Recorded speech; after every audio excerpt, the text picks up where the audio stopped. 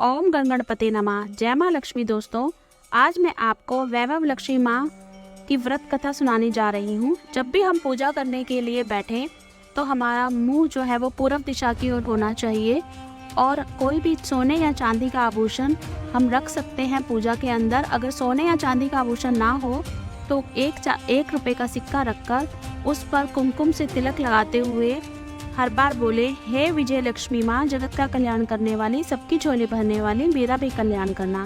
हे धान्य लक्ष्मी माँ, जगत का कल्याण करने वाली, सबकी झोली भरने वाली, मेरा भी कल्याण करना। हे संतान लक्ष्मी माँ, जगत का कल्याण करने वाली, सबकी झोली भरने वाली, हमारी भी मनोकामना पूर्ण करना। हे गज लक्ष्मी माँ, जगत का कल्याण करने वाली, सुख शांति वैभव प्रदान करने वाली, हमारी भी मनोकामनाएं पूर्ण करना। हे ऐश्वर्य लक्ष्मी माँ, जगत का कल्याण करने वाली, सबकी झोली भरने वाली, हमें भी ऐश्वर्य प्रदान करना। हे वीर लक्ष्मी माँ, जगत का कल्याण करने वाली, सबकी झोली भरने वाली, हमारा भी कल्याण करना। हे आदि लक्ष्मी माँ, जगत का कल्याण करने वाली, सबकी झोली भरने वाले, मेरा भी कल्याण करना।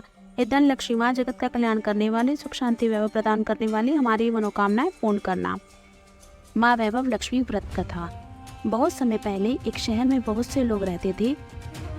कुछ लोग इस शहर में रोजगार पाने की आशा से आए थे और यहीं बस गए थे। इस शहर में अर्चना और उसका पति रमेश रहता था। अर्चना धार्मिक प्रवृत्ति की थी। उसका पति एक फैक्ट्री में काम किया करता था। वह जो भी कमाता था उसी से दोनों का गुजारा अच्छी तरह से हो जाता था। लेकिन बुरा वक्त आते हुए देर नहीं लगती, रमेश की दोस्ती बुरे लोगों से हो गई और वह गलत रास्ते पर चलने लगा। रमेश को शराब जुआ का शौक लग गया। वह पहले से जमा की हुई धनराशि को खत्म करने लगा। अर्चना घर के काम में ही लगी रहती थी, पति की सेवा किया करती थी और पूजा पाठ में लगी रहती थी। अब रमेश शराब पीकर अर्चना को मारता पीटता भी था। घर में खाने के लिए लाले पड़ गए थे। रमेश अर्चना को गालियां भी देता था। अर्चना को अपने पति के व्यवहार से बहुत दुख होता था, लेकिन फिर भी उसने भगवान के प्रति अपनी श्रद्धा नहीं छोड़ी। वह हमेशा माँ लक्ष्मी से इस दुख को सहने की शक्ति मांगती थी। अर्चना की इस प्रकार की भक्ति से माँ लक्ष्मी प्रसन्न हो गई और उसी समय अर्चना को अपने कानों में आवाज़ आती महसूस हुई कि तुम्हारी आराधना सफल हो गई है, उठकर द्वार खोलकर देख कौन आया है। अर्चना ने देखा कि एक तेजस्वी ब्राह्मण अर्चना से बोले कि जय माँ लक्ष्मी बोलो, माँ ने तुम्हारी प्रार्थना सुन ली है। कुछ खाने की सामग्री, आटा, दाल व घी आपके घर में पहुँचाने के आदेश हुए हैं। अर्चना ने पूरी शक्ति से कहा, जय माँ लक्ष्मी। ब्राह्मण बोले, बेटी मैं माँ लक्ष्मी जी के मंदिर का पुजारी हूँ। अगर तुम अपने घर की सुख शांति चाहती हो व गृहस्थी चलाने के लिए धन धान्य व लक्ष्मी जी की कृपा चाहती हो तो माँ वैभव लक्ष्मी का व्रत करो।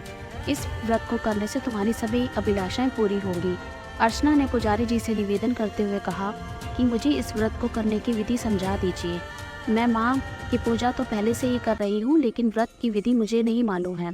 तब पुजारी जी ने व्रत करने के लिए इस प्रकार से विधि बताई कि माँ लक्ष्मी के व्रत को वैभव लक्ष्मी व्रत कहा जाता है।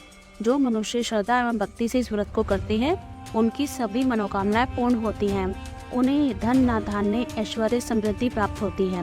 वह व्रत शुक्रवार को रखना चाहिए। प्रातः शौच आदि से निवृत्त होकर स्नान कर शुद्ध कपड़े पहने, सुबह पूर्व दिशा की ओर मुख कर आसन पर बैठे, लकड़ी के पाटे पर श्री यंत्र या माँ वैभव लक्ष्मी का चित्र रखें। माँ के सामने बैठकर जय माँ